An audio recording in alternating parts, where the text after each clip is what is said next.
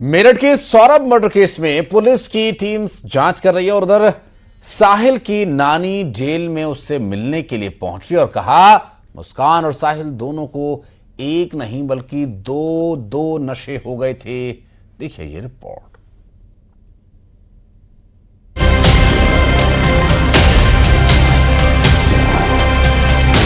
भगवान कसम से नाना में बहुत दुख है। मेरठ के चर्चित सौरभ हत्याकांड के आरोपी साहिल से पहली बार जेल में उसकी नानी ने मुलाकात की। साहिल के लिए नमकीन और कपड़े लेकर पहुंची नानी ने सौरभ की मौत पर दुख जताते हुए कहा कि घटना बेहद दर्दनाक है। भगवान कसम सूर्य नारायण में बहुत दुख है। नानी ने कहा कि दोनों को दो नशे हो गए हैं। नशे के आदी तो दोनों ही हैं। दूसरी ओर आदमी को औरत का नशा और औरत को आदमी का नशा भी हो गया है। अरे मैं कह रही हूँ, मुझे अब तुम्हें यकीन नहीं आ रहा। इतनी बात मैं कह रही हूँ कि उससे ज्यादा लड़के का दुख कुछ नहीं करा। ये दो नशे हो गए, नहीं दो नशे हो गए। एक तो नशा खूब कर रखा था, एक आदमी को औरत का, औरत का आदमी को नशा, ये सबसे बड़ा हो गया।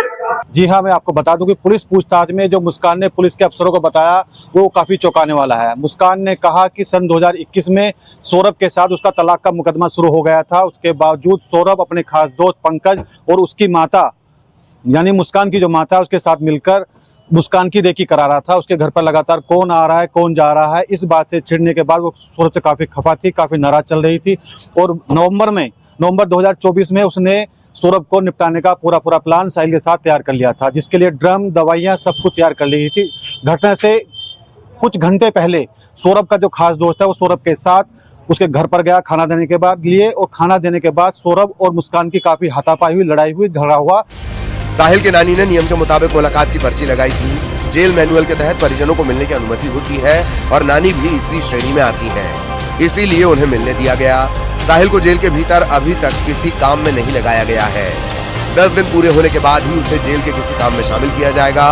उधर जेल में साहिल के बाल छोटे छोटे कटवा दिए गए हैं। उसकी नानी ने मुलाकात के लिए अनुरोध किया था, पर्ची लगाई थी तो उसकी नानी मिलने आई। देखिए, जेल में पहला काम होता है अनुशासन में रहना, और 2-2.5 फुट के बाल का कोई मतलब नहीं है। हालांकि उसने स्वयं ही इच्छा जाहिर की थी कि मेरे बाल जो कटवा दी जाए, तो यहाँ पर नाई उपलब्ध है, अन्य बंदियों की तरह उसके भी बाल कटवाए।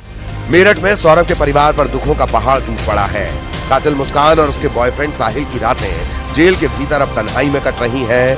फिलहाल पुलिस की टीमें घटना के सबूत जुटा रही हैं, जिससे कातिलों को कानूनी रूप से अंजाम तक पहुंचाया जा सके। निखिल अग्रवाल, न्यूज़ 18 मेरठ।